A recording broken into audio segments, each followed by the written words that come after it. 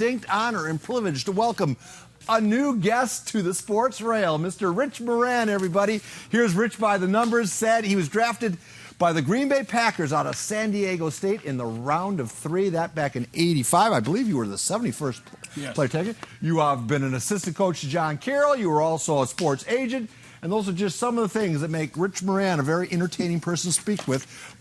Besides the fact that 30 years ago, a long time ago, I was in the same locker room as you, holding a microphone, trying to get pearls of wisdom for you and hoping that you were not going to yell at me. Yeah, that was training camp, and they were a little bit longer back then, if you remember. I think it was 6 weeks, so I think we had a couple of visits. Yeah, and we should thank Damon Baldwin from Ramona head coach, who put us on this blind date. Definitely Damon. Ed White was kind of a guy I idolized coming out of San Diego State, and then he worked with Ed at San Diego State, and I got to watch him and through John Carroll, and it's been fun to follow the Ramona Bulldogs. All right, let's blast through a couple topics. Just give me your best 15 seconds. Let's start with college football has opened up around the county. We'll start with Rocky Long. You're a former Aztec. Rocky Long, just one of those guys that you can't help but hold in high regard, huh? Yeah, you know what? I know a coach who worked with him, Bob Bostad. He's at University of Wisconsin, and I've watched his defense for years, and it's good to see him come here and provide stability that you got with the basketball with Fisher. And it's just nice to see what he does year after year and watch his offense. You don't know what you have until it's gone. I mean, we're not going to fully appreciate Rocky until the next guy comes through. But, you know, Dale Lindsey, same kind of cut from the same sort of cloth as Rocky.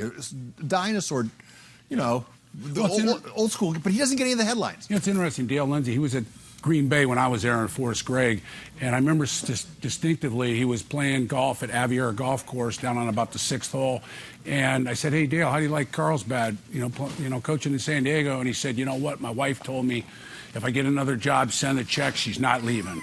So sure enough, he stayed there for a while, and next thing you know, I saw the job open up at USD, and I knew when he took that he wasn't leaving, and he's done a great job. We should mention we had a camera out of practice. Rick Willis will have a story on the Toreros opening camp in the 6 o'clock hour. As a Packer, we have to start with Jerry Kramer's Hall of Fame speech. I'm sure it struck a chord with you. We're going to play a clip and get your reaction. Okay. My classmate, Wayne Walker, who played with Detroit for 15 years, was waiting for me when I came out of class. And he said, "You got drafted." I got, "Great. What round was I?" "4th round." "Wonderful. Who drafted me?" "Green Bay." "Green Bay? Where the hell is Green Bay?" You're kind of a mountain man. You're from, I think he's from Montana, or? Yeah, he actually played, that's a picture there of him. It's actually my late father played for went to college at Idaho.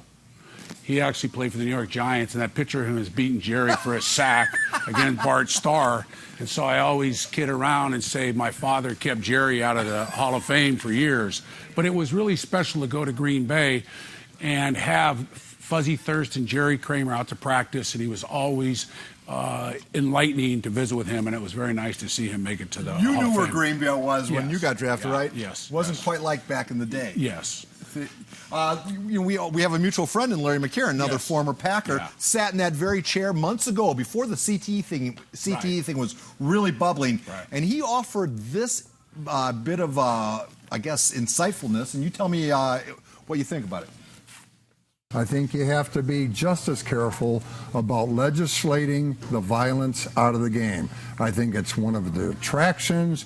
It's at the essence of the sport, and so you're riding a fine line, okay? But you can't cross it to where it's not a violent game anymore, because that's a big part of it. I think watching that Hall of Fame game, you're going to start. Are there going to be a penalty flag every game, every play? You know, my opinion runs similar to Larry's. However, I think where you're getting more hits is the offenses are going to the 10 personnel, which is 2 to 4 wide receivers and 1 running back, versus the traditional 21 where you have like San Diego State runs, where you have a tight end and 2 running backs. And so you're getting more passing. And so the perimeter is where the big hits are. You know, offensive line, people can say whatever they want, but the defensive linemen are a yard away. You don't get the big collisions in the box. And so he's on point there, but I do think that Coach Carroll at Oceanside High School, he always taught to be aggressive, but he taught wrap and roll.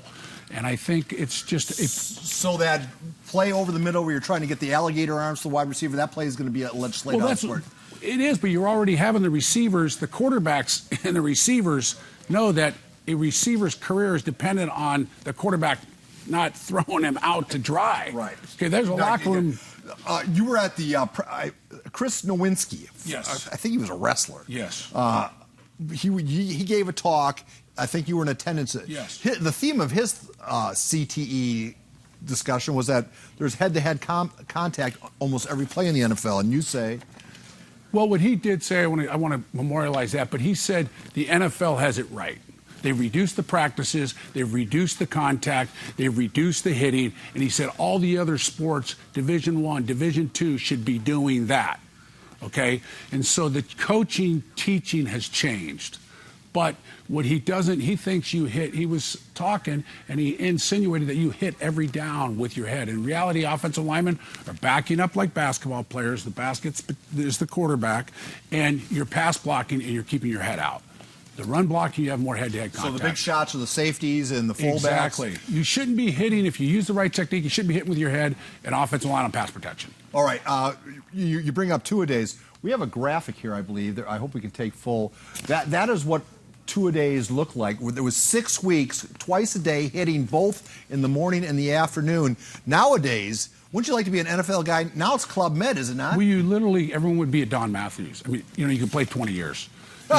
Because it was such a race to recovery. You would lose 10 pounds twice a day, at least I would. Race to the ice tub, hit the ultra fuel, try and get your body temperature down, hit enough fluids, get ready for the second practice. Then I would have to run to a restaurant and hit 2 dinners at 10 o'clock at night just to keep the weight on. Unless you're a Ron Holstrom, that's a guy. Big bone. Exactly. So the recovery was such a big part of making it through training camp. Rich, we have 15 seconds left. Okay.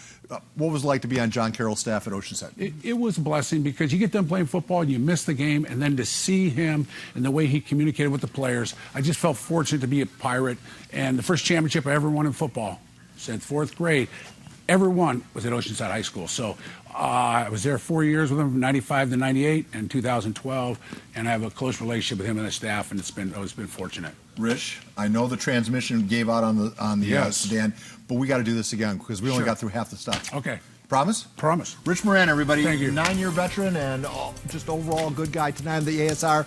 We're going to be at 6 PPR training camp previews, and we'll have a bunch of stuff coming your way. Hope we see you in the 6 o'clock hour. The 5 p.m. hour is now concluded. The KUSI News at 6 p.m. is coming around the bend.